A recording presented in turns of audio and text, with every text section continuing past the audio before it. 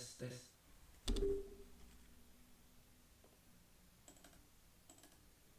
tes tes tes tes tes. Kok ada suaranya? Tes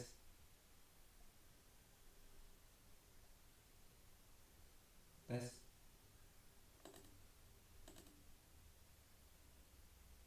tes. Kedengaran Kak Wahyu? Kedengaran? Siap. Iya.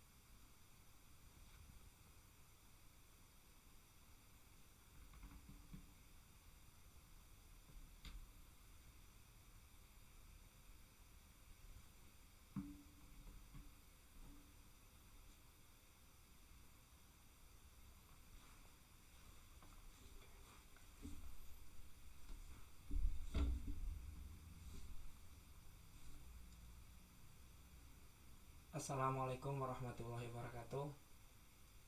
Selamat sore teman-teman.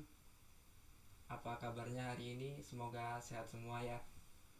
Salawat serta salam saya panjatkan kepada Nabi kita Rasulullah SAW, yang mana beliau adalah penerang, penuntun bagi umatnya, yaitu kita.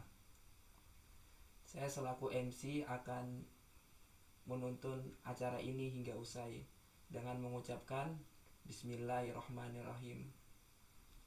Kita buka acara ini dengan sedikit mendengarkan bacaan Al-Quran yang akan dibacakan oleh saudara Mas Fail.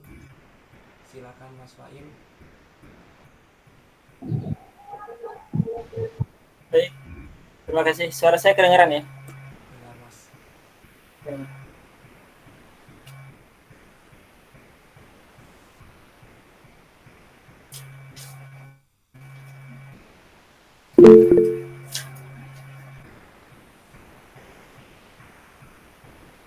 أعوذ بالله من الشيطان الرجيم.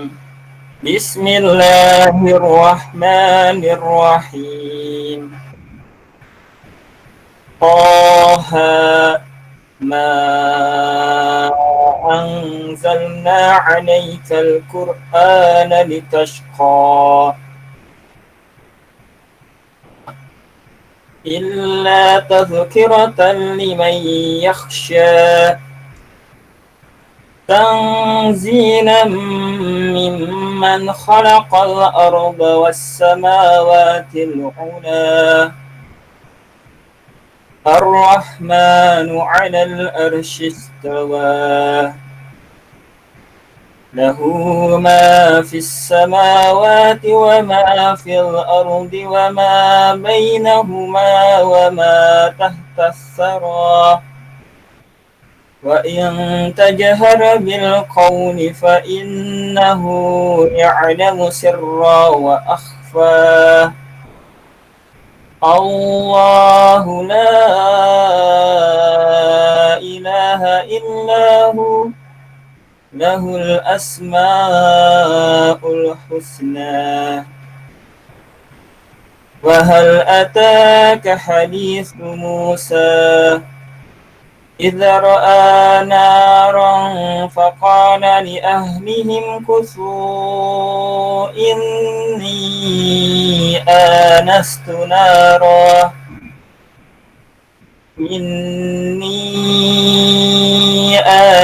نارا لعلي آتيكم منها بقبس أو أجد على النار هدى فلما أتاها نودي يا موسى إني أنا ربك فاخلع عليك إنك بالوادي المقدس طوى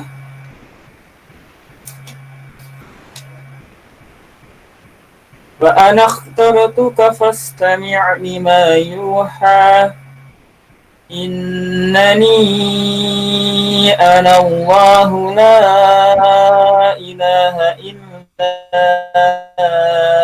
أنا فاعبدني وأقيم الصلاة لذكري إن الساعة آتية أكاد أخفيها لتجزى كل نفس بما تسعى فلا يسدنك عنها من لا يؤمن بها واتبع هواه فتردى صدق الله العظيم.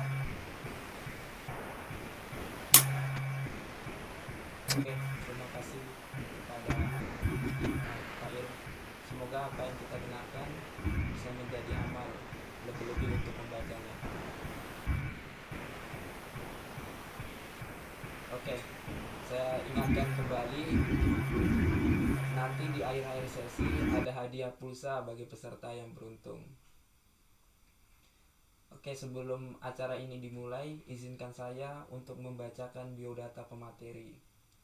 Nama Anton Ismanton, tempat tanggal lahir Sleman, Agustus 1987, alamat Mancasan, Ketangguhan Wirobjadan, Yogyakarta, CP 0858 7585 6378. Aktivitas pengajar madrasah Mualimi Muhammadiyah YK, pengajar pendidikan ulama Tarjih Muhammadiyah YK, riwayat pendidikan PAI, FAI, Unmuh Surakarta, dakwah Usuluddin Al-Madinah Internasional, Universitas Malaysia, PKU Isidin Gontor Ponorogo, PPI, PI, PPS UIN Suka, riwayat organisasi Ketua Yayasan Bentala Tamadun Nusantara, Ketua MPK PCM Wirobjadan, relawan PMI Kota Yogyakarta. Itu saja dari saya. Langsung saja saya persilakan Ustadz Anton Ismanton SPDI MSI selaku pemateri menyampaikan materinya.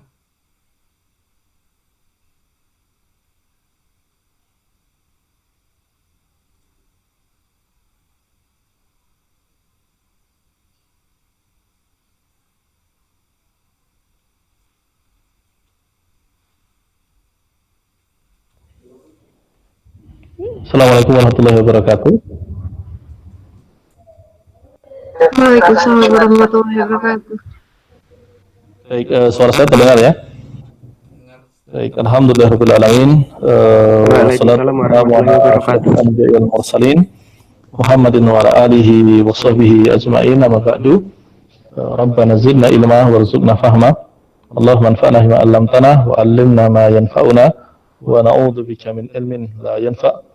Allahumma taqabbal minna innaka antas samiul alim wa tub 'alaina innaka antal ghafurur rahim. Allahumma najjina min hadzal waba' wal bala wal ghara ya rahman ya rahim.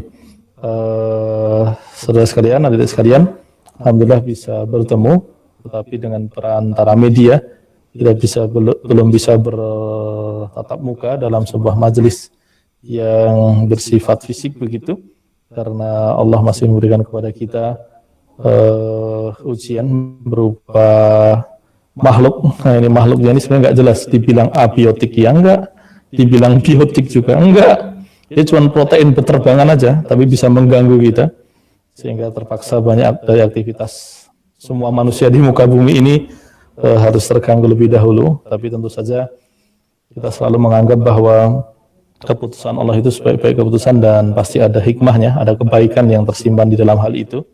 Dan kita juga sudah melihat di antaranya adalah bumi ini menjadi lebih sehat, kita menjadi mengurangi tempo kita yang sudah keterlaluan berkejaran dengan waktu, dan juga keluarga yang berserak sudah mulai berkumpul kembali dan sebagainya dan sebagainya.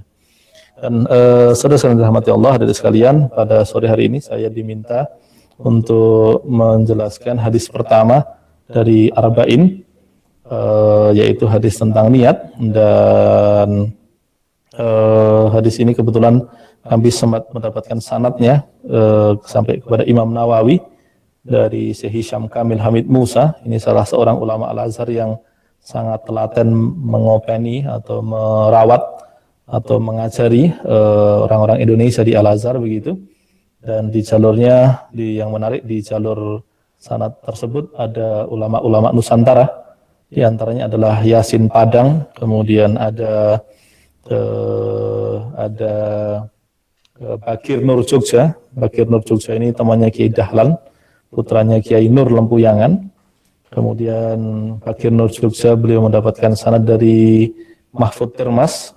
Kemudian Mahfud Termas mendapatkan sanad dari Abdullah Termas. Abdullah Termas mendapatkan sanad dari Abdul Manan Termas. Lalu Abdul Manan Termas ini mendapatkan sanad dari Abdus Somad Palembang. Lalu kemudian dari Syekh Abdus Samad Palembang, itu kembali ke jalur ulama Timur Tengah, terus ke atas sampai kepada Imam Nawawi, dan Imam Nawawi ke atas terus sampai kepada Rasulullah Muhammad Sallallahu Alaihi Wasallam. Nah, berkaitan dengan ulama yang bernama Syekh Abdus Somad tadi, menurut penjelasan beberapa pengkaji, diantaranya Martin van Bruynesen, serta beberapa pakar dari Malaysia yang menekuni Hasanah Jawi, memang Abdus Somad Palembang ini adalah ulama Nusantara yang paling berpendidikan atau paling luas wawasannya. Bahkan Martin van Bruynesen mengatakan terlepas dari otoritas Nuruddin Ar-Raniri, Abdus Somad Palembang beliau membaca lebih luas dibandingkan Nuruddin Ar-Raniri. Nah, tentu itu adalah ulama-ulama Nusantara yang hebat-hebat, yang kemudian melalui merekalah ilmu dari jalur Timur Tengah itu sampai kepada kita. Nah, hadirin sekalian yang dirahmati Allah, sebelumnya mohon izin sekedar perkenalan, karena hadis ini kami ajarkan ke banyak teman-teman begitu, dan kebetulan di HP ini ada datanya. Saya coba tampilkan potongan hadisnya, yang sarahnya itu dibuat oleh orang yang memberikan sanadnya kepada kami, itu Syekh Hisham Kamil Hamid Musa. Tunggu sejenak.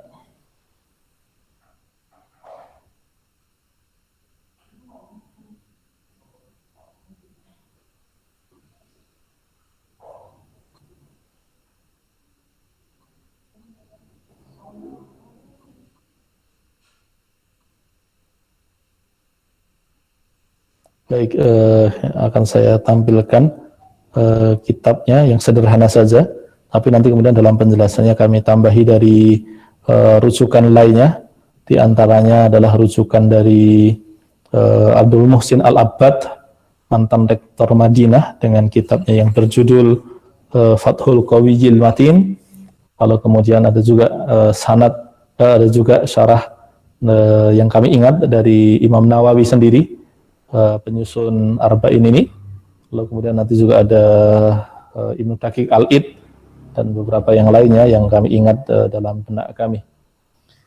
Hadirin sekalian yang dirahmati Allah, izinkan saya men-share layar melalui bisa present screen ini ya. Saya share begitu. Nah, ini dia. Ini sarah yang sederhana saja atau penjelasan sederhana dari Syekh Hisham Kamil Hamid Musa. Di sini berbunyi al-hadisul awal innamal a'malu binniyat. Di situ berbunyi an Amiril Mukminin Abi Hafs Umar bin Al-Khattab radhiyallahu anhu qala sami'tu Rasulullah sallallahu alaihi wasallam yaqulu innamal a'malu binniyat wa innamal likulli imri'in ma nawa. Faman kanat hijratuhu ila Allah wa rasulihi wa hijratuhu ila Allah wa rasulihi wa man kanat hijratuhu lidunya yusibuha aw imra'atin yankihuha fa hijratuhu ila ma hajara ilaihi. Rawahul Bukhari wa Muslim. Teksnya tampak di layar ya. Baik, Bapak sekalian, di sini terjemahan sederhana begini. Hadis pertama, innamal a'malu binniyat, amal-amal itu hanyalah dengan niat-niat. Nah, jadi terjemahan letter luck-nya begitu. Amal-amal itu hanyalah dengan niat-niat.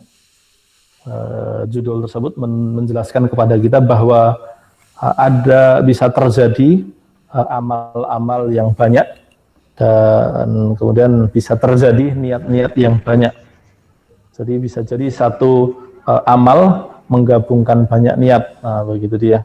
Begitupun sebaliknya bisa jadi beberapa amal dengan satu niat. Nah, itu dia. Dan kemudian kata innama di situ istilahnya dalam bahasa Arab disebut adatul hasri, sebagai ungkapan pembatasan, sehingga di sini kurang lebih maknanya bahwa amal itu pasti ada niatnya. Tidak ada ceritanya amal tanpa niat. Baik, terus kemudian terjemahan selanjutnya adalah dari Amirul Mukminin Abu Hafs namanya Umar bin Khattab. Jadi di sini ada dua julukan yang disematkan kepada Umar bin Khattab, yaitu Amirul Mukminin dan yang kedua adalah Abu Hafs.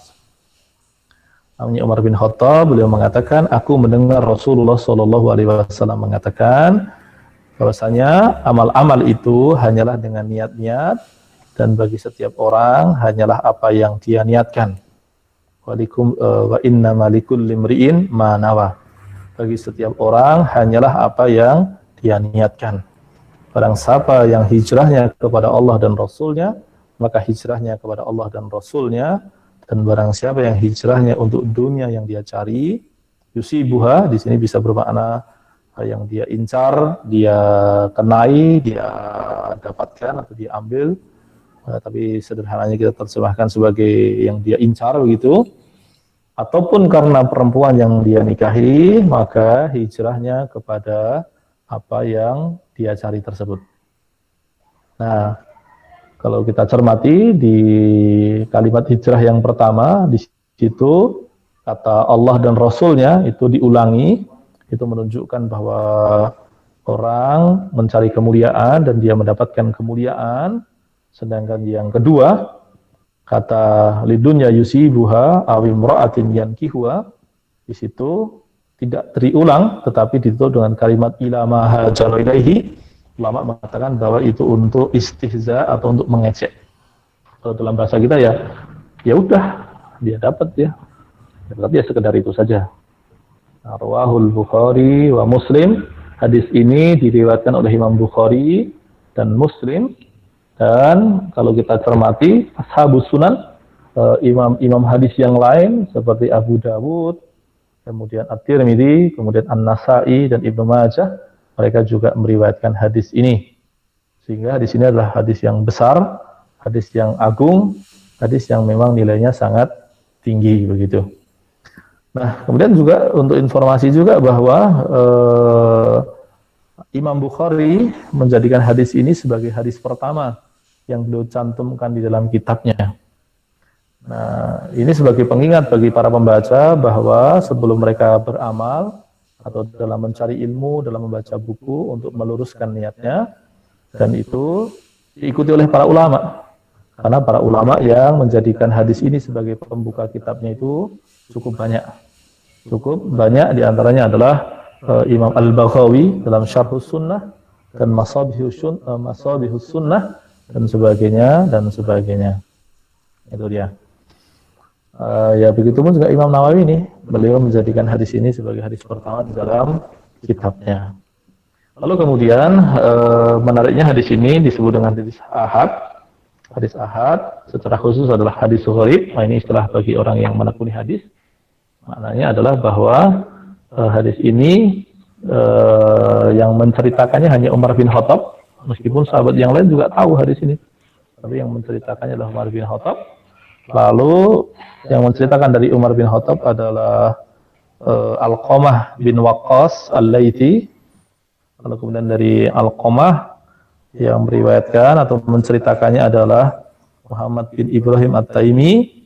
Dan kemudian dari Muhammad bin Ibrahim At-Taimi yang menceritakannya adalah Yahya bin Sa'id Al-Ansari. Baru setelah itu ulama dalam jumlah besar.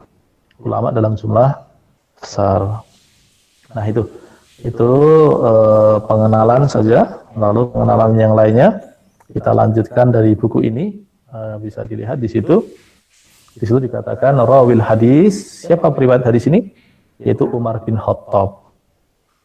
Nah, siapa Umar bin Khattab? Dia adalah Umar bin Khattab bin Nufail bin Abdul Uzza bin Rabbah bin Qarat bin Razzah bin Adi.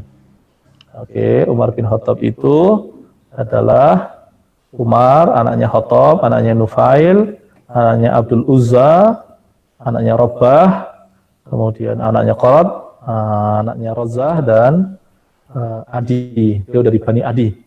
Bani Adi itu adalah orang-orang yang terkenal, badannya besar, kemudian orangnya cerdas, pemberani begitu. Dan yang dari Bani Adi diantaranya adalah Khalid bin Walid. Jadi Khalid bin Walid itu dari Bani yang sama, sehingga memiliki karakteristik fisik dan kecerdasan yang relatif mirip. Hanya kemudian nanti spesialisasinya berbeda. Kalau Umar bin Khattab, beliau spesialisasinya dalam pemerintahan, sedangkan Khalid bin Walid dalam pertempuran. Jadi Khalid bin Walid beliau lebih punya keterampilan di dalam pertempuran. Oke, terus kemudian ibunya adalah Hantamah binti Hisham bin Mughirah. Nama ibunya adalah Hantamah. Oke, terus kemudian kapan beliau lahir? Di sini dikatakan wulida di Makkah pada amil fil di salasati asyar aman. Beliau lahir 13 tahun setelah tahun gajah. Berarti beliau lahir 13 tahun setelah Nabi. Berarti beliau beda umurnya dengan Nabi Muhammad adalah 13 tahun. Oke, Nabi Muhammad ketika menjadi Nabi umur 40 tahun, Umar bin Khattab umurnya masih 27 tahun. Itu dia. 27 tahun ya baru selesai S1 gitu kalau kelamaan. Ya kalau cepat jadi selesai S2 gitulah ya. Umur 27. Nah, kapan beliau masuk Islam? Nah, dia beliau masuk Islam itu adalah aslama fis sanah as-sadisah minal bi'tsah wa qila al-khamisah wa umruhu sittu wa ishruna sanah wa qila sab'u wa ishruna sanah. Oke. Beliau berislam di tahun ke-6. Di tahun ke-6 kenabian. Jadi ketika Nabi berusia 46 tahun atau setelah Nabi berdakwah 6 tahun, Umar bin Khattab baru masuk Islam. Oke. Ada yang mengatakan tahun ke-5. Saat itu umurnya adalah ada yang mengatakan 26, ada yang mengatakan 27. Nah, normal lah. Ini tidak lepas dari presisi. Tidak lepas dari presisi hitungan. Ini sesuatu yang lumrah, apalagi kejadiannya di tahun 616 Masehi atau 615 Masehi. Oke. Nah, Nabi Muhammad menjadi Nabi tahun 610 Masehi. Umar bin Khattab masuk Islam 5 atau 6 tahun setelah itu tahun 615 atau tahun 616 Masehi. Oke. Dan ketika beliau masuk Islam itu hanya selang beberapa hari dari masuk Islamnya paman Nabi yang bernama Abbas bin Abdul Muthalib. Nah, kedua orang ini di kalangan orang Mekah dikenal sebagai pendekar-pendekar ulung, dikenal sebagai pendekar-pendekar terkemuka, sehingga ketika dua orang ini masuk Islam, orang-orang kafir Quraisy pusing itu. Orang-orang kafir Quraisy pening karena mereka menyadari bahwa orang-orang penting atau pendekar-pendekar di kalangan mereka ternyata malah masuk Islam. Makanya beberapa bulan kemudian umat Islam diboikot oleh orang-orang kafir Quraisy, diboikot selama 3 tahun, dan pemboikotannya itu luar biasa sampai kemudian para nabi dan para sahabat sulit beli makan, sulit boleh beli minum dan sebagainya. Oke, terus kemudian beliau orang pertama yang masuk Islam. Di sini dikatakan wa anna islamahu ba'da arba'ina rajulan wa ihda ashrah imra'atan. Beliau masuk Islam urutan ke berapa? Kalau dari orang laki-laki dikatakan beliau adalah orang ke 41.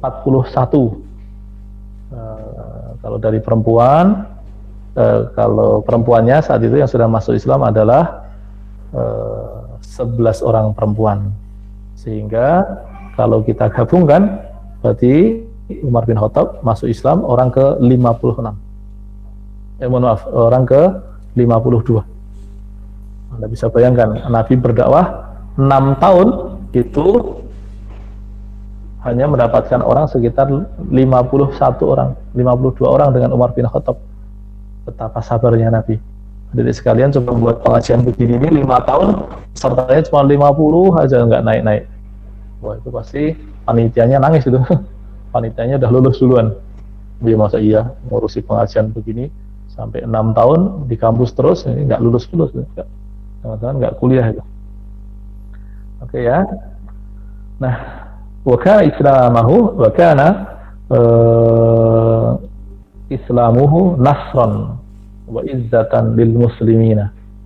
Faqad da'a Rasul sallallahu alaihi wasallam, Allahumma a'izzal Islam bi ahadil umaraini. Nah, keislaman beliau itu menjadi pertolongan bagi umat Islam, menjadi kekuatan bagi orang Islam. Dan sebelumnya Nabi sudah berdoa cukup lama kepada Allah, meminta kepada Allah agar, ya Allah, a'izzal Islam, kuatkanlah Islam, perkasakanlah Islam dengan salah satu dari dua Umar. Siapa yang dimaksud dua Umar? Umar bin Khattab atau Amr bin Hisham. Umar bin Khattab jelas, Amr bin Hisham itu siapa? Amr bin Hisham itu adalah Abu Jahal. Loh, kenapa Nabi Muhammad minta agar Abu Jahal masuk Islam? Karena Abu Jahal itu adalah orang cerdas, pemikirnya orang-orang kafir Quraisy. Dia dijuluki Abu Jahal karena dia terang-terangan menolak kebenaran. Tapi sebelum zaman Islam, dia itu julukannya sudah Abul Hakam, bapaknya kebijaksanaan. Tapi karena gengsi, dia pernah berbincang dengan Abu Sufyan begini, dulu kita bersaing dengan keluarganya Muhammad, kita bersaing untuk memberi makan jamaah haji, kita bersaing untuk memberi minum jamaah haji. Tapi sekarang tiba-tiba keluarga mereka punya nabi. Kalau mereka punya nabi, kita punya apa? Ya lebih baik kalau begitu kita tolak saja. Jadi mereka menolak Nabi Muhammad, atau Abu Jahal menolak Nabi Muhammad bukan karena alasan rasional, tapi alasan yang bersifat kepentingan politis ekonomi saja, masalah gengsi saja. Makanya kalau orang cerdas kok terang-terangan menolak kebenaran, dijuluki Abu Jahal. Dan menariknya adalah wahwa awwalu man asyhara islamahu fi wadhi an-nahar indal Ka'bah.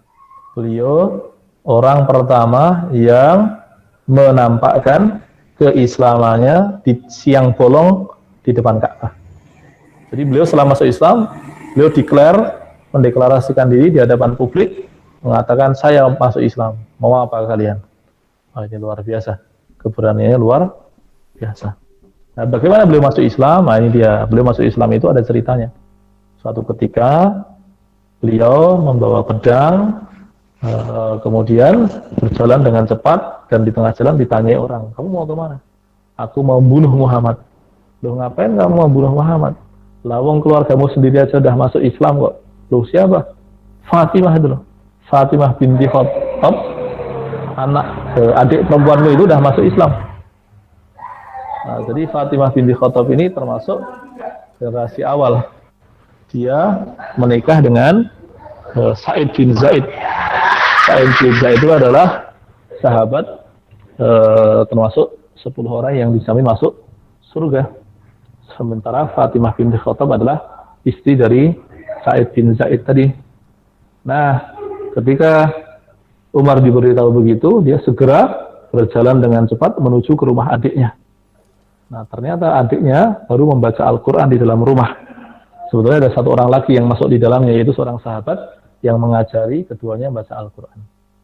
Nah, ketika Umar bin Khattab itu terdengar suaranya dari dalam, maka kemudian sahabat yang satu ini sembunyi di bawah ranjang.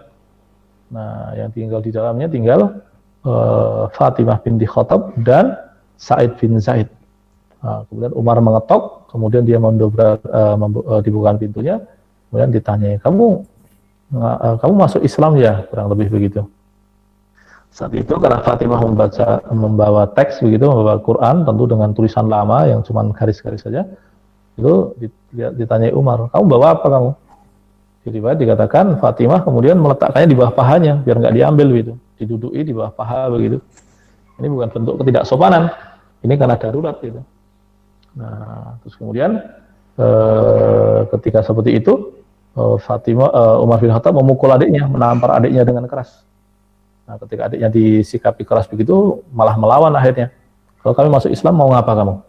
Nah, begitu. Nah, kemudian setelah menampar, Umar bin Khattab merasa bersalah, maka kemudian dia melunak begitu, lalu kemudian dia minta izin untuk membaca teks yang dibawa adiknya.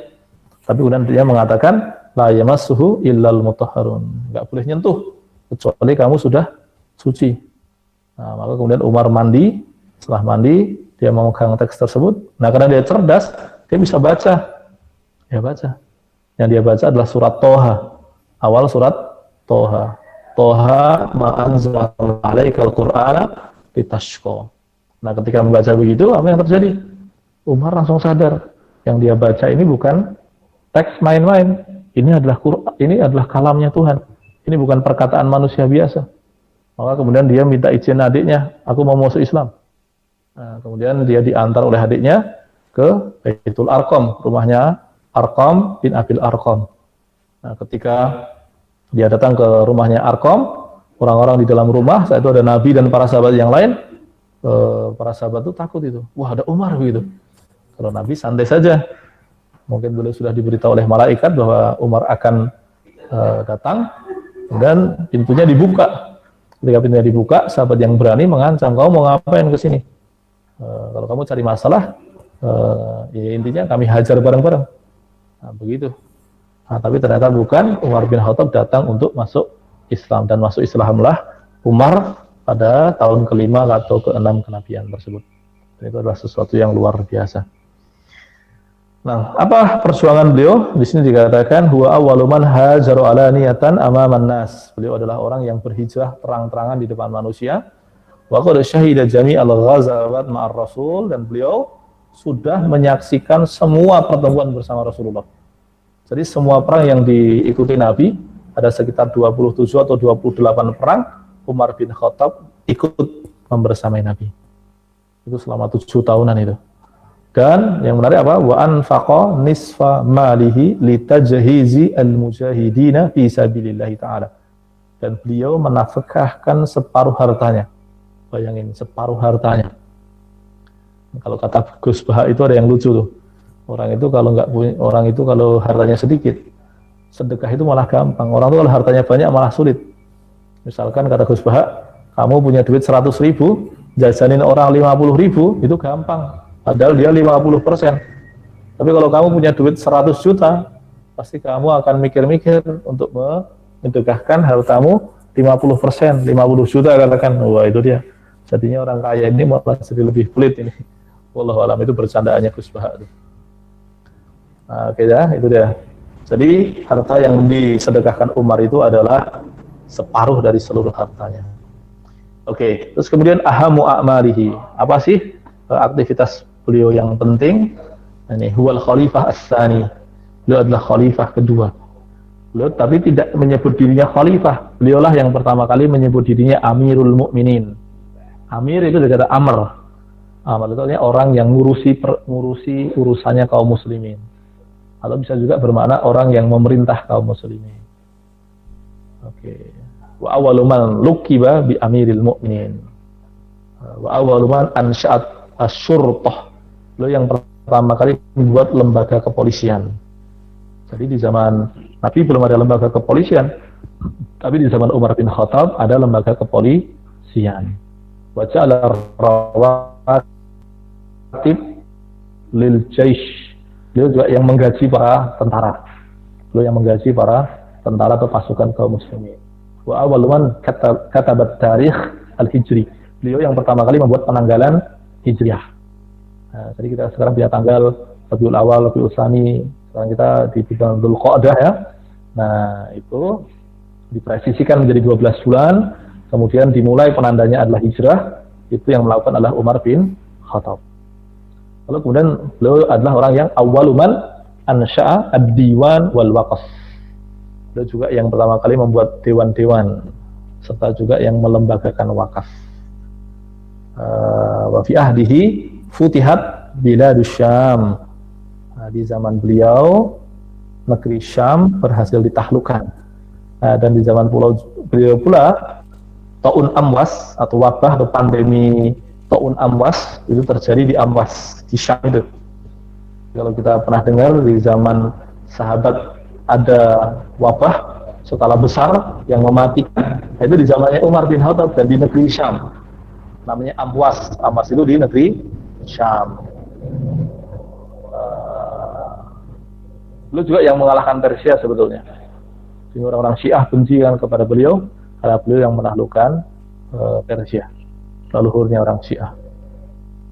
Wa bana aksar min alfi masjidin. Beliau mendirikan lebih dari 1000 masjid, Masya Allah. Wa fataha Baitul Maqdis. Beliau juga memenangkan Baitul Maqdis. Wa shalla fihi, dan sholat di dalam Baitul Maqdis. Ada cerita yang sangat mengagumkan berkaitan dengan kedatangan beliau di Baitul Maqdis, tapi karena waktunya terbatas, insya Allah lain waktulah kita jelaskan. Dan menariknya adalah waqad tazawwaja an-nabi bintahu as-sayyidah Hafsah. Nah, Umar bin Khattab ini menikah dengan anak perempuan Nabi yang namanya Hafs. Waqad tazawwaja an-nabiyya bintahu. Beliau menikahkan anak perempuannya yang namanya Hafsah dengan Nabi Muhammad SAW. Nah, ini menarik. Jadi dalam konsep pernikahan dulu itu menguatkan jejaring keluarga. Anak Nabi namanya Fatimah dinikahi Ali bin Abi Thalib. Anaknya Abu Bakar namanya Aisyah dinikahi Nabi. Anaknya Umar namanya Hafsah dinikahi Nabi. Anaknya Nabi dua orang dinikahi oleh Utsman bin Affan. Sehingga 4 khalifah pertama itu praktis masih menjadi saudara Nabi semuanya. Ada yang menantunya, ada juga yang mertuanya. Itu dia. Oke, kemudian sifatnya kana syadidan fil haqqi. Beliau adalah orang yang sangat teguh, sangat tegas kalau sudah ngomongin kebenaran. Dan kalau beliau salah, bahkan seorang perempuan pun bisa mengingatkan beliau. Itulah hebatnya Umar. Oke, luqiba bil Faruq, beliau dijuluki Al-Faruq. Kenapa? Litafriqihi bainal haqqi wal batil. Karena beliau mampu menegaskan apa itu hak, apa itu batil.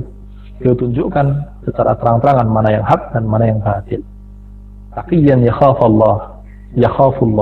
Beliau adalah orang yang bertakwa, takut kepada Allah. Nah, dari Umar kita belajar, orang bertakwa itu bukan berarti kemudian badannya lemes, kemudian matanya sayu, kemudian jalannya pelan. Enggak. Umar bin Khattab itu badannya gagah, suaranya lantang, kemudian pemberani, tapi bertakwa kepada Allah. Kenapa perlu saya sampaikan poin ini? Karena ibunda kita Aisyah radhiyallahu anha mengingatkan itu. Beliau Aisyah suatu ketika melihat anak-anak muda jalannya pelan, loyo, lemas begitu. Lalu kemudian beliau mengatakan, "Hei, kalian itu anak muda kok begitu?" Umar itu dulu orang yang lebih takwa dibanding kalian, tapi jalannya tegap, suaranya keras dan sebagainya. Oke, ya taharrul halal, beliau betul-betul hati-hati hanya memakan yang halal. Adilan fi kulli syai'in, beliau sangat adil dalam segala sesuatu. Yas'a lin nusratil mazlum, beliau betul-betul membantu orang yang dizalimi. Wa qada'a hawaijin nas, dan beliau betul-betul memenuhi kebutuhan manusia. Cucu beliau namanya adalah Umar bin Abdul Aziz. Oke. Umar bin Abdul Aziz itu adalah cucu Umar bin Khattab. Beliau punya ibu yang dinikahi oleh Abdul Aziz. Abdul Aziz itu adalah keturunannya Marwan. Nah, yang perempuan ini adalah anak dari anaknya Umar bin Khattab. Anak dari anaknya Umar bin Khattab yang menikahi seorang perempuan salihah yang tidak mau mencampurkan susu dengan air. Itu dia. Mustajabud doa beliau dikabulkan. Walahu aksar min 500 hadis rawahu an Rasulillah. Beliau hanya meriwayatkan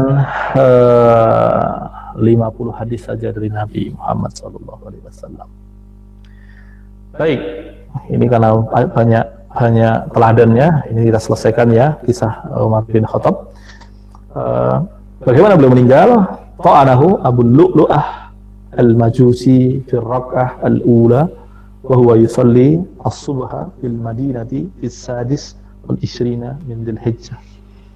Beliau ditikam dari belakang oleh seorang lelaki Majusi namanya Abu Lu'lu'ah ketika beliau sedang imami sholat di rakaat pertama di Madinah. Saat itu adalah tahun 26 Hijriyah. Tahun 26 Hijriah itu sama dengan tahun berapa? Tahun 648. 648 Masehi. Oke ya. Bulannya Dzulhijjah, bulan depan Dzulhijjah. Wa ma taba'daha bi salasati ayyam. Beliau maaf tadi tanggal 26 Dzulhijjah. Oke. Beliau ditikam di tanggal 26 Dzulhijjah dan meninggalnya adalah 3 hari setelah itu, tahun 23 Hijriah juga. Umurnya beliau 163 tahun. Dan beliau dimakamkan di dekat makam Nabi Muhammad Sallallahu Alaihi Wasallam. Baik adik sekalian, itu bagian dari teladan orang salih. Kalau kita biasa membaca kehidupan orang salih, insya Allah kita mudah menjadi salih. Tapi kalau yang kita baca kehidupan artis Korea, ya sulit. Kalau yang kita baca artis-artis, ya sulit kita jadi salih. Kalau yang kita baca orang-orang berhidup orang-orang kafir begitu, agak sulit jadi orang salih. Jadi kalau yang kita contoh orang-orang terbaik begini, mudah bagi kita untuk menjadi salih. Oke, itu kemudian penjelasan hadisnya. Oke, penjelasan hadisnya di sini dikatakan yang pertama adalah hadzal hadis jami'un liqawaidil ilmi fala amala illa biniyyatin. Hadis ini adalah penghimpun kaidah-kaidah ilmu. Sebagian ulama mengatakan hadis ini setara dengan separuh agama. Ulama yang lainnya mengatakan hadis ini setara dengan sepertiga agama. Kalau separuh agama, karena agama itu separuhnya adalah amal-amal hati dan separuhnya adalah amal-amal badan. Kalau sepertiga agama, karena agama itu sepertiganya adalah amal hati, sepertiganya amal lisan, dan sepertiganya amal anggota badan. Oke, hadis ini memang hadis yang luar biasa, hadis yang agung, dan tidak ada amal tanpa niat. Hadhihi niyyah mahalluhal qalb. Niat itu letaknya di dalam hati. Wa idza nataqa bihal lisan fadzalika ta'kid lima fil qalb. Kalau orang mengucapkan niatnya dengan lisan, itu adalah penguatan. Di mazhab Syafi'i misalkan, belakangan orang kalau mau sholat niatnya diucapkan, itu termasuk bagian dari ta'kid lima fil qalbi, menguatkan apa yang di dalam hati. Adapun di mazhab yang lain, misalkan di mazhab Hambali, dia tidak menyetujui ucapan niat, dan itu lumrah saja. Itu lumrah saja. Perbedaan tersebut adalah perbedaan yang lumrah. Hati kita harus kita lapangkan terhadap perbedaan yang seperti itu. Oke, terus kemudian wan niyyah allati tadullu 'alal ikhlas awwalihi. Niat itulah yang kemudian apakah dia disifati dengan ikhlas atau tidak. Kalau niat itu ikhlas, berarti hanya menuju Allah semata. Tapi kalau menuju selain Allah, maka dia syirik. Jadi kalau niat itu menuju Allah semata, maka dia disebut ikhlas. Tapi kalau menuju selain Allah, dia disebut dengan syirik. Wa hiya allati taj'alul 'adata ibadatan. Niatlah yang mengubah amal-amal manusiawi menjadi ibadah. Misalkan apa? Pernah masalah nih, misalnya nih, idza kana al-jawwu haran fi yaumil jumu'ah fala tasilu bi niyyati salatil jumu'ah wa yahsulu thawab wa yahsulu tamdhif wa tabrid. Ikhilafi man iktasala bi anna al-jawwa har faqat fala thawaba lahu wa hasala tamdhif wa tabrid. Misalkan begini, hari Jumat, kemudian jam 11 siang panas, lalu kemudian teman-teman mandi, niatnya apa? Niatnya untuk mendinginkan badan, membersihkan badan. Terus kemudian teman-teman tidak niatnya untuk bersuci, maka teman-teman hanya mendapatkan adem aja untuk mendinginkan badan dan juga untuk membersihkan badan saja, tapi teman-teman nggak dapat pahala pahala mandi sebagai bagian dari toharah. Tapi kalau teman-teman mandinya hari Jumat jam 11 siang itu untuk bersih-bersih, untuk mendinginkan badan, dan juga untuk mandi Jumat, kan ada tuh sunnahnya mandi Jumat, maka dapat pahala dan juga dapat manfaat duniawinya. Contoh yang lain, adik-adik sekalian, makan jam 2 pagi. Mohon maaf. Adik-adik sekalian makan jam 2 pagi. Makan jam 2 pagi gara-gara nonton Liverpool. Kan udah juara Liga Inggris kan ya. Adik-adik sekalian nonton Liverpool. Terus kemudian niatnya apa? Niatnya untuk menguatkan badan biar bisa nonton. Ya udah, nggak apa-apa. Tapi kalau adik sekalian sebagai meniatkan makan untuk menguatkan badan biar bisa sholat malam misalkan, maka dapat pahalanya banyak. Pahalanya banyak. Di situ dia dapat pahala wasilah menuju sholat malam dan juga kenyang. Tapi kalau cuma untuk menguatkan badan biar bisa nonton Liverpool, ya sudah, dia hanya melakukan amal duniawi dan tidak berdosa, karena asalnya yang dia lakukan adalah amal adat istilahnya. Amal adat itulah amal duniawi yang kalau diniatkan untuk akhirat maka menjadi pahala. Oke ya, terus kemudian selanjutnya innamal a'malu binniyat, ai bima qasadal bima yaqsudul insan atau yuqsadul insan. Nah, jadi amal-amal itu berdasarkan apa yang diniatkan orang, seperti yang dimaksudkan hati orang. Oke. Wa inna malikul limri'in ma nawa ayyusabul insanu biniyatihi. Nah, apakah nanti orang itu dapat pahala atau tidak? Ya tinggal niatnya. Khairan fa khairun. Kalau niatnya baik, maka dia dapat kebaikan. Kalau niatnya ibadah, maka dia dapat pahala kebaikan, dapat pahala ibadah. Au syarran fa syarrun. Tapi kalau niatnya buruk, niat ibadahnya untuk dunia, niat ibadahnya untuk pamer, niat ibadahnya untuk selfie, udah, maka buruk. Fa idza nawal insanu khairan wa lam yaf'al asabahu Allah taala. Kalau orang sudah berniat baik tapi belum melakukannya, dia dapat pahala. Min fadlihi li niyyatihi shalihah, karena itu bagian dari keutamaan Allah. Karena niat baik seseorang itu Allah berikan pahala. Wa idza hamma bisayyi'atin wa lam yaf'alha makhafatallahi ta'ala jazahu anha as-sawab al-'azim. Kalau orang niat buruk terus dia tidak melakukannya karena tidak bisa, maka dia tidak berdosa dan juga tidak berpahala. Tapi kalau dia berniat berbuat dosa lalu tidak melakukannya karena takut pada Allah, karena ingin mendapatkan balasan Allah, maka upaya dia membatalkan niat buruknya adalah pahala yang dicatat di sisi Allah Subhanahu wa ta'ala. Oke ya, itu dia. Terus kemudian, faman kana hijratuhu ilallahi wa rasulihi.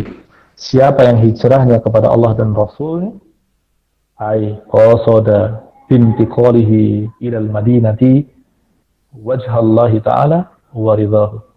Barang siapa yang hijrahnya karena ingin mendapatkan pahala dari Allah, karena mematuhi perintah Nabi, maka hijratuhu ilallahi wa rasulihi ay kubilat minhu lisidqi niyyatihi wa amalihi salih. Maka diterima amalnya, amal salihnya. Jadi kalau kita ibadah secara khusus, niatnya nggak harus untuk Allah. Kalau niatnya untuk selain Allah, maka kita berdosa, kita melakukan kesyirikan. Tapi barang siapa yang melakukan amal duniawi untuk dunia, ya boleh. Tapi kalau ada orang melakukan amal duniawi untuk pahala Allah, maka dia mendapatkan dunia dan pahala Allah Subhanahu wa ta'ala. Nah, berkaitan dengan niat ibadah di sini, Imam Nawawi mengatakan tingkatan ibadah itu ada 3. Ini semuanya ikhlas. Ini disebut ikhlas semua. Tetapi ada tingkatannya. Oke. Niatan yang paling rendah itu disebut dengan ibadatul ibad. Jadi ibadahnya hamba sahaya. Nah, hamba sahaya itu beribadah hanya untuk mendapatkan ampunan Allah. Jadi kalau kita beribadah biar Allah mengampuni dosa kita, itu disebut dengan ibadatul ibad atau ibadatul ubad, itulah namanya. Itu adalah ibadahnya seorang hamba sahaya. Di atasnya ada yang disebut dengan ibadatut tujjar, ibadahnya bisnismen, ibadahnya pedagang. Orang yang beribadah pengen dapat pahala, itu ibadahnya pedagang. Ya itu boleh juga. Selama yang dicari dari Allah itu boleh. Yang dicari ampunan Allah boleh. Yang dicari pahala Allah boleh. Tapi yang paling tinggi adalah ibadatu asyakirin. Ibadahnya orang-orang yang bersyukur. Itu yang kemudian dicontohkan Nabi kita Muhammad sallallahu alaihi wasallam. Nah, lalu kemudian berkaitan juga dengan hijrah. Hadirin sekalian, kalau sekarang kita trennya tren hijrah ya, hijrah itu nggak ada masalah. Hijrah itu pakaiannya dari tadi tidak menutup aurat, terus menutup aurat, itu bagus. Dari yang misalkan tadinya berkerudungnya pendek, minimalis, belum menutup aurat, menjadi panjang, nah, bagus. Bahkan kemudian mungkin bercadar, ya tidak apa-apa. Di banyak saudara-saudara kita NU di Makassar itu di Madura itu yang bercadar itu, atau orang-orang Muhammadiyah di Makassar itu banyak yang bercadar, biasa saja karena memang fikihnya ada, dan itu bukan teroris. Yang teroris begitu ya ada, tapi kecil sekali. Tapi fenomena terorisme itu fenomena seringkali ditumpangi sama intelijen. Itu dia. Nah, tapi kalau kemudian yang memang berangkat dari pikiran yang salah, ya ada juga. Tetapi itu kecil saja, itu minor saja. Mayoritas kita ahlus sunnah itu tidak berpikiran seperti itu, tidak berpikiran gitu. Tapi yang pasti dalam fikih kita ada yang bahas tentang sadar, yang laki-laki kalau tidak berisbal, yang laki-laki kemudian memanjangkan jenggotnya, ya tidak apa-apa. Tapi hijrah yang paling penting itu bukan zahir. Hijrah yang paling penting itu bukan tampilan. Hijrah yang paling penting itu apa? Yang pertama adalah niat dulu. Niatnya harus benar untuk Allah. Bukan untuk dianggap baik, bukan untuk nyari pasangan, bukan untuk dianggap keren, bukan karena trennya begitu, bukan. Tapi semata-mata untuk mengharapkan Allah. Oke. Terus kemudian yang kedua apa? Setelah niatnya baik, yang kedua adalah ilmu. Nah, hijrah itu yang penting kedua adalah ilmu. Jangan sampai orang hijrah karena ilmunya nggak ada, akhirnya apa? Dia beramal tanpa ilmu. Nah, orang yang beramal tanpa ilmu, nanti kalau situasi berubah lagi. Tapi orang beramal dengan ilmu, maka dia akan bertahan. Karena dia meniti kebenaran, bukan karena kata orang atau tren yang sedang berkembang. Kemudian yang ketiga, kita harus sadari kalau orang hijrah itu, setelah hijrah itu tantangannya banyak. Hijrah itu tantangannya banyak. Ketika orang sudah berhijrah, dia harus tinggalkan teman-temannya yang lama dahulu sampai dia mapan. Kalau kondisinya belum mapan, dia berkumpul dengan teman-teman lama, biasanya dia akan kembali. Tapi kalau dia belum siap, nah, hendaknya dia berkumpul dengan orang-orang salih, dan berkumpul dengan orang salih itu adalah tombo hati. Berkumpul dengan orang salih itu adalah obat hati. Nah, kalau dia sudah mapan, baru kembali ke teman-temannya yang lama, menyapa mereka, mengajak mereka, berbuat baik pada mereka, begitu. Dan sebagainya. Oke, dan kemudian kalau ngomongin hijrah juga, hijrah dalam arti yang lebih luas, hijrah itu bisa bermakna mendatangi,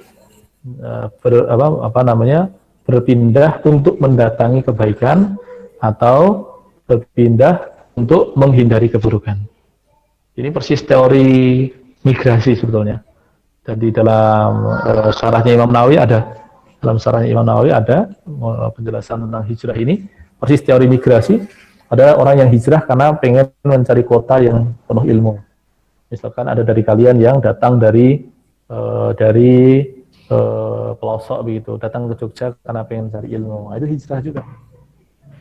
Atau ilmu agama, ada yang datang, yang pindah dari misalkan Blitar ke Jombang. Wah, itu dia, karena pengen belajar. Nah, bagus saja. Atau datang ke Jogja karena dia mungkin keluarga besarnya Muhammadiyah, boleh aja.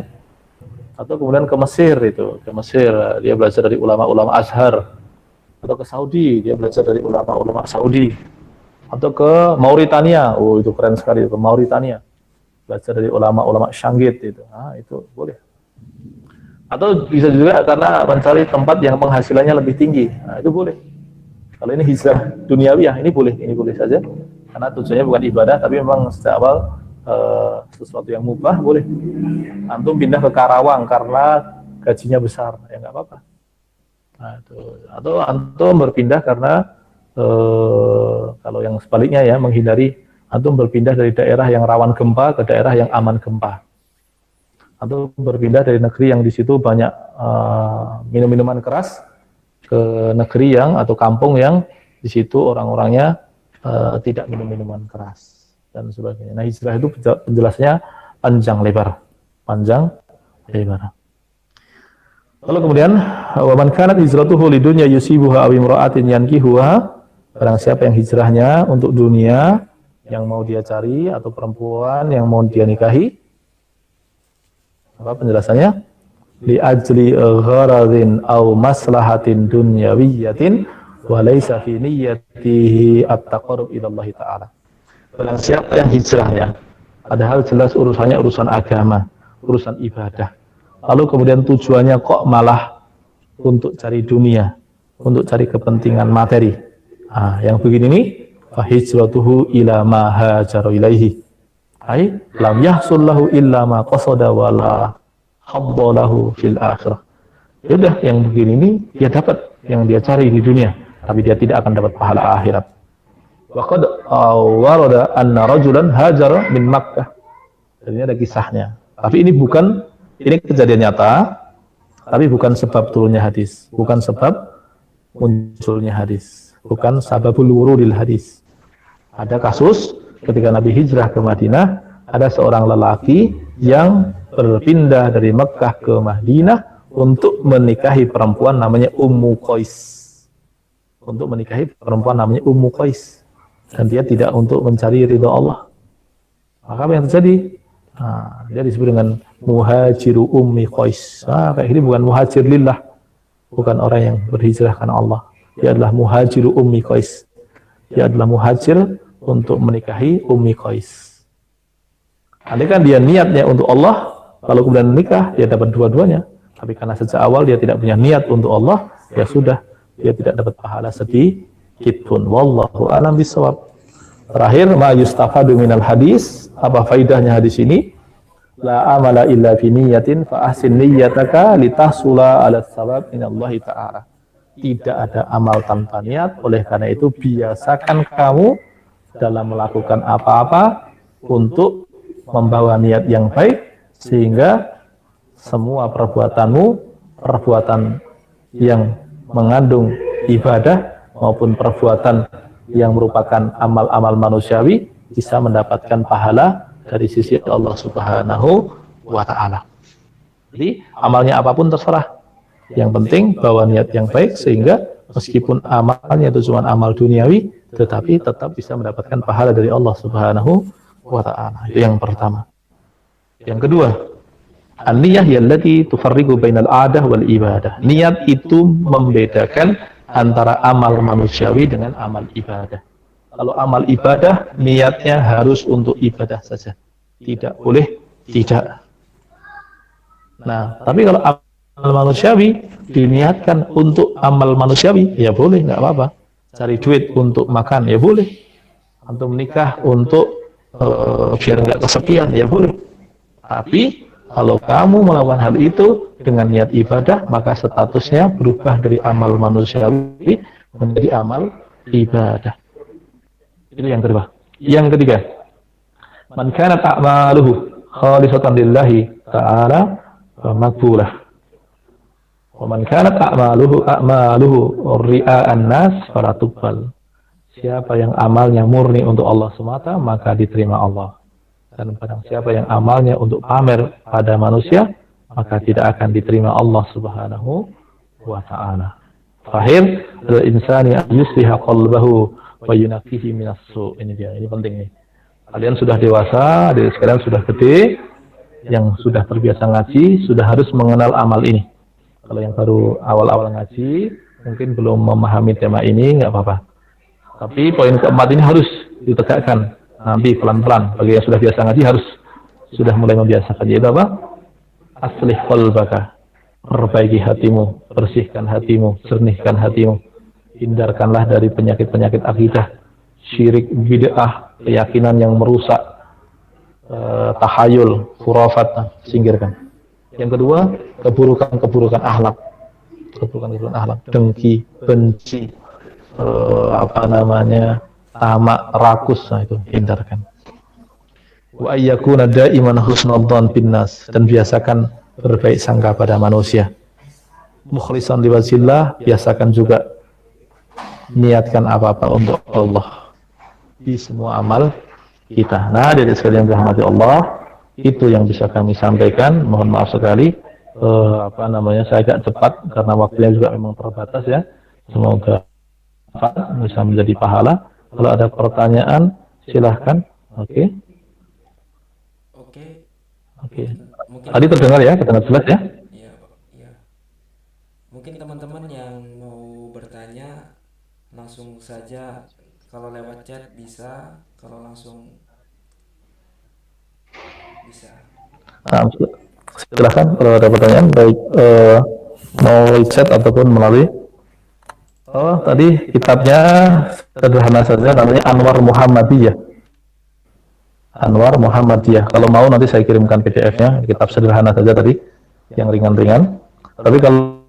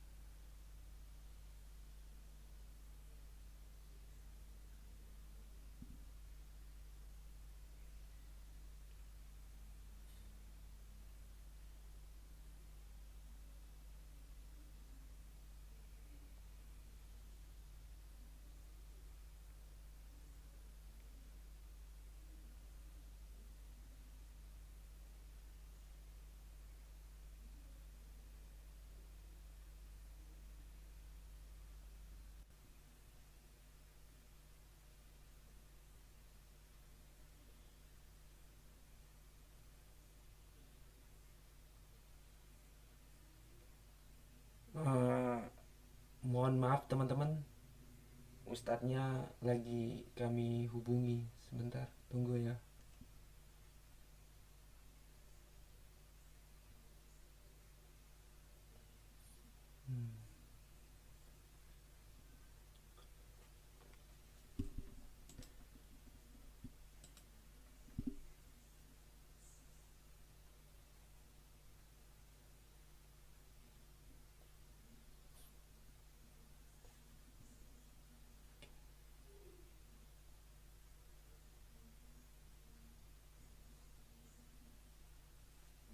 mohon maaf tadi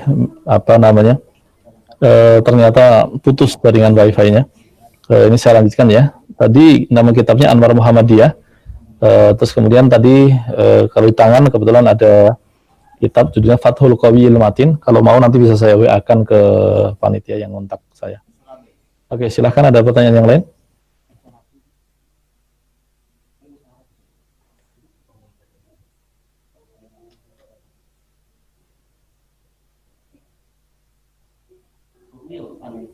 Oke, silakan.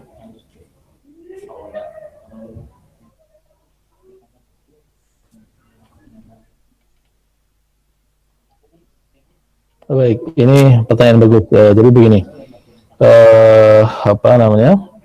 Memang perubahan niat itu bisa terjadi setiap detik. Makanya kemudian di antara amal yang diajarkan ulama itu apa? Meluruskan niat itu setiap detik juga. Nah, itu dia.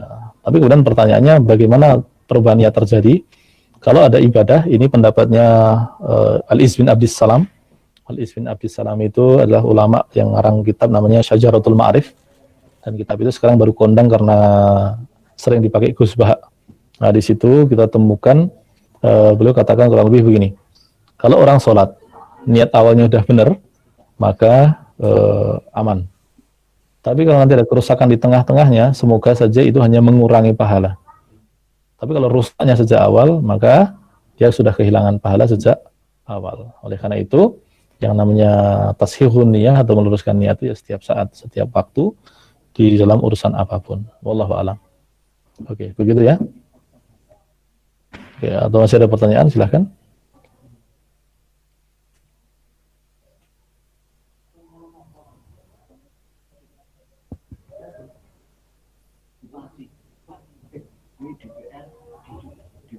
Oke, ada lagi?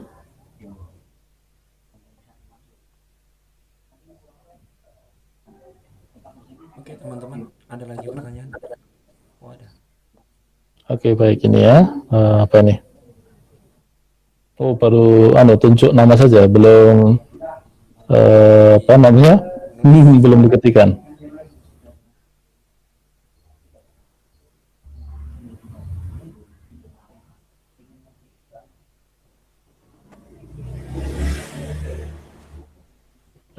Baik, itu dilakukan sepanjang hayat, jadi nggak bisa langsung. Tentu secara umum manusia suka dipuji, itu normal gitu, tetapi kemudian di antara yang bisa dilakukan ya satu, doa itu, minta sama Allah. Kemudian yang kedua, biasakan membaca biografi ulama-ulama tentang bab itu. Tadi kenapa saya agak lama menjelaskan tentang Umar bin Khattab, karena memang cara paling mudah belajar tentang kebaikan itu ya kita baca biografi orang, itu paling mudah. Nah, kalau punya buku-buku tentang biografi orang-orang salih itu akan banyak membantu kita. Khususnya buku-buku tentang akhlak yang isinya adalah cerita-cerita yang dibagi berdasarkan jenis-jenisnya. Misalkan cerita-cerita tentang kerendahan hati, itu luar biasa banyaknya lah. Nanti silahkan dicari, insya Allah banyak. Atau kemudian yang ketiga, kitab-kitab yang forwardnya bukan cerita, tapi penjelasannya dalam itu. Ya kalau yang paling standar paling bagus itu ya tentu Ihya Ulumuddin itu, atau ringkasannya yang lebih ringkas ada, itu ada beberapa judul, kalau menghendaki judulnya nanti saya WA-kan begitu. Tetapi ada beberapa judul, ringkasannya ada banyak, diringkas lagi. Nah, yang begitu itu banyak lah yang bisa dipakai. Sekarang banyak berpikir. Kalau orang tidak mendayagunakan pikirannya, agak sulit untuk mencapai hal tersebut. Tapi kalau dipakai begitu, akan mudah untuk menyadari bahwa kerendahan hati itu tuh memang bukan hanya sekedar kebaikan, itu memang harus diupayakan. Karena memang kita memang nggak punya apa-apa kok. Mau bangga hati apa? Kita nggak punya apa-apa kok. Nah, itu mungkin yang bisa dilakukan. Jadi ada doa, ada ilmu di situ, ada membaca biografi, ada membaca buku-buku akhlak, dan juga banyak berpikir. Ini, mohon maaf nih sambil lihat anak-anak kecil pada main layangan nih. Baik itu. Tentang niat, tentu kalau secara hakikat niat itu bertingkat-tingkat, jumlahnya sangat banyak. Tetapi kalau yang tadi disebutkan oleh Imam Nawawi berkaitan dengan tingkatan ikhlas itu ada 3. Jadi kalau tadi yang disebutkan Imam Nawawi berkaitan dengan tingkatan ikhlas itu ada 3. Ikhlas paling rendah itu orang beramal untuk ampunan Allah, itu yang paling rendah. Dan boleh, tentu baik wong ikhlas kok. Dan yang kedua di atasnya ibadah untuk pahala, itu di tengah-tengah. Dan yang paling tinggi adalah beribadah karena bersyukur karena berterima kasih atas kebaikan-kebaikan Allah itu yang paling tinggi. Oke, itu mungkin ada lagi.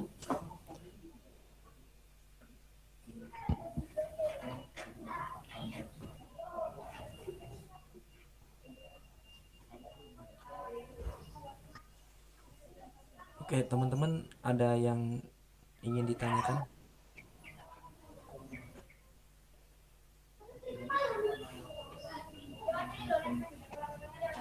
Lihat lagi.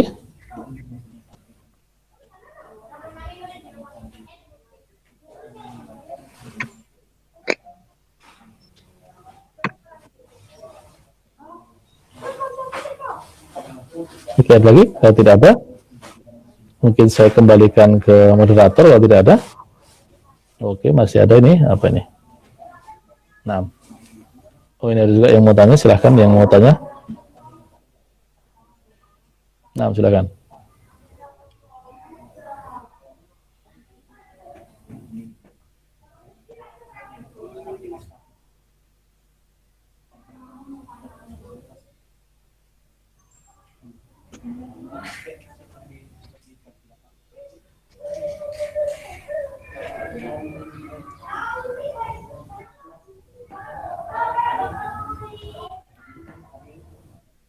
Oke, ini apakah nulisnya panjang sekali sehingga belum sampai-sampai?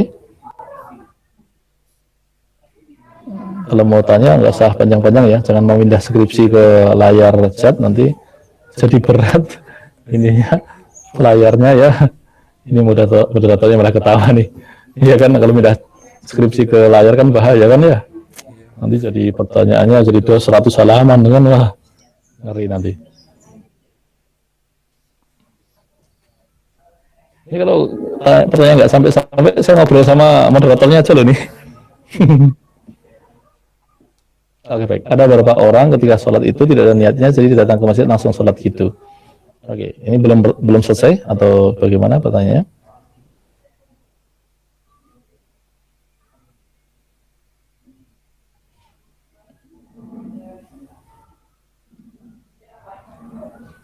Oke, ketika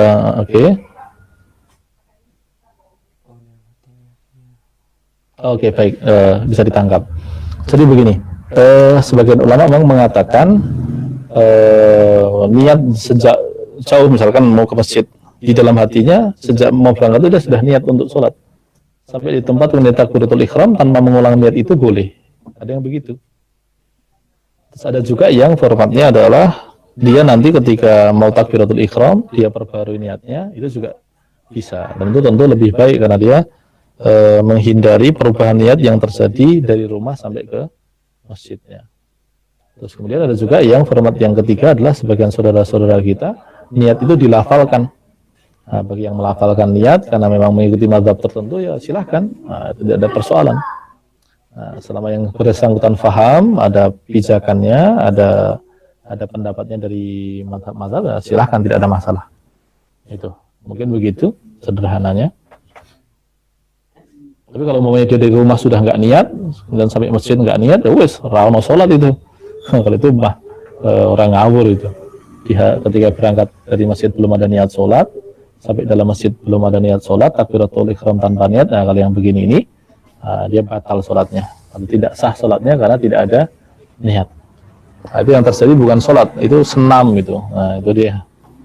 Ya, wallahu a'lam. Nah, selama dia ada niat, entah itu niatnya dari rumah, ataukah niatnya itu selang takbiratul ihram tapi tidak dibaca dengan lisan, nah, maka tidak masalah. Wallahu a'lam. Oke, ada lagi?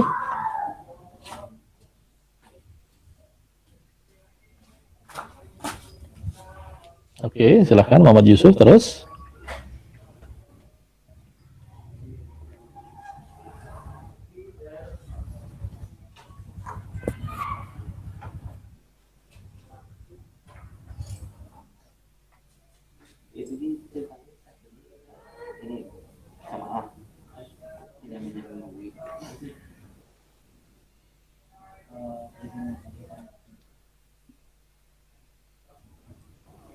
Oke, baik. Ada perubahan niatnya. Ini sebenarnya sama dengan pertanyaan pertama tadi. Perubahan-perubahan seperti itu sesuatu yang normal terjadi. Oke. Maka kemudian tashih atau benahi begitu dilakukan terus-menerus. Misalkan mau melakukan, sudah disiapin niat. Terus kemudian ketika melakukan, nanti diperbarui lagi. Ketika mau selesai, diperbarui lagi. Ketika selesai, diperbarui lagi. Itu tidak ada masalah. Karena memang kerusakan niat itu bisa terjadi di sebelum, saat, maupun sesudah. Kalau sebelum bisa dipahami. Kalau sedang berjalan bisa dipahami. Kalau sesudah pun masih bisa kita temukan ini ya.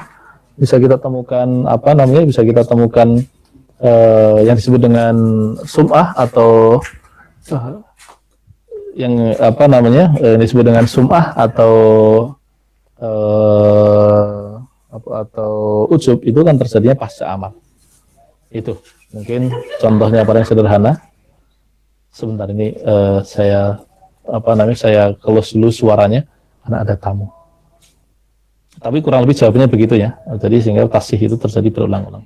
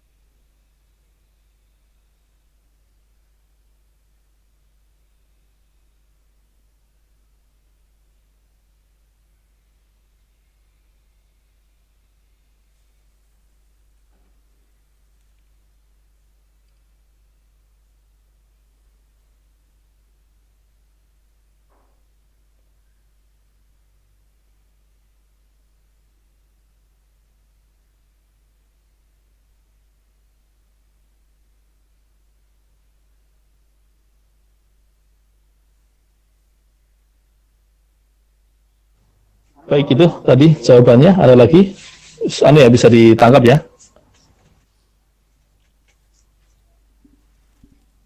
Oke, ikhlas dengan ridho itu berbeda. Oke, assalamualaikum. Jadi begini, ikhlas itu berkaitan dengan arah niat, arah tujuannya kemana.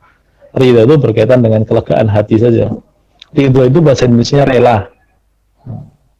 Jadi ada orang yang ikhlas meskipun hatinya berat. Karena memang tujuannya ditujukan kepada tujuan yang jelas. Tapi ada orang yang rela itu, hatinya ringan, tapi nggak ikhlas. Nah, itu juga banyak itu kan. Karena ini dua hal yang berbeda. Ikhlas dengan ridho itu adalah dua hal yang berbeda. Ikhlas itu berkaitan dengan ditujukan kepada siapa, maka bahasanya ikhlas itu adalah menuju Allah atau tidak menuju Allah. Sedangkan ridho itu adalah tentang kelegaan hatinya, rela itu ya, hatinya ringan atau tidak di dalam melakukan sesuatu. Tetapi memang idealnya seorang yang ikhlas hatinya itu dia ridho hatinya. Ketika niatnya ikhlas, maka hatinya juga ridho, hatinya ringan untuk melakukan sesuatu. Itu wallahu a'lam. Oke.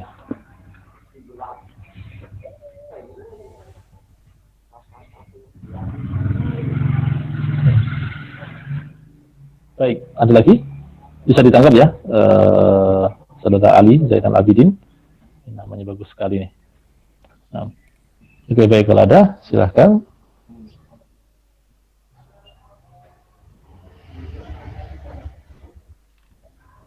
Baik, oke. Untuk membentuk istiqomah itu syaratnya satu, pertama doa, minta sama Allah, agar diberikan istiqomah. Itu jelas tuh, nggak bisa ditawar. Yang kedua, ilmu. Orang sulit istiqomah kalau tanpa ilmu. Karena bisa jadi orang sudah melakukan kebaikan, merasa melakukan kebaikan, tapi ternyata yang dia lakukan terus sebetulnya kurang karena nggak punya ilmunya. Nah, ilmu itu akan membantu dia menunjukkan kepada mana yang betul-betul baik dan yang tidak. Ilmu itu maka tidak bisa ditawar. Dan yang ketiga, paksa diri. Kalau nggak dipaksa ya sulit. Mujahadah itu artinya memaksa diri kan. Kemudian yang keempat, teman itu. Temanmu siapa? Kalau temanmu itu adalah orang-orang baik, akan mudah jadi baik. Tapi kalau teman-temanmu sulit, teman-temanmu bermasalah, agak sulit nanti untuk konsisten baik gitu dia. Nah, itu dia. Terus kemudian juga berkaitan dengan makanan itu, makanan yang halal kan memudahkan amal solih kan. Jadi kalau makanan nggak jelas kan juga mempersulit amal solih. Nah, terus kemudian kebiasaan-kebiasaan yang lain itu, kalau kebiasaan-kebiasaan yang lain itu mendukung kesalihan, mudah merawat kesalihan. Tapi kalau kebiasaan-kebiasaan itu tidak mendukung kesalihan, misalkan biasa nongkrong, ya mungkin itu mubah. Biasa main game, itu mubah. Terus kemudian biasa ngobrol-ngobrol ke sana kemari, jelas itu akan mempersulit. Tapi kalau kemudian lebih banyak amal-amal yang berorientasi pada kebaikan, lebih mudah saja bagi dia untuk merawat istiqomah. Itu di antara poin-poin yang perlu kita perlu kita perhatikan agar mendapatkan istiqomah tersebut. Wallahu a'lam. Oke, bisa ditangkap ya?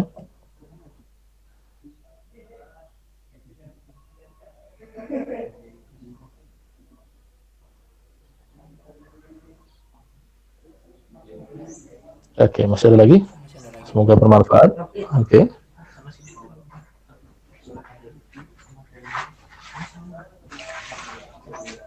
Oke, langsung saja start closing materi untuk mempersingkat waktu. Baik. Ya, ada perkataan dari Abdullah bin Mubarak itu bunyinya begini, ruba amalin saghirin tukabbiruhun niyyah wa ruba amalin amalin kabirin tusaghiruhun niyyah. Jadi ada banyak amal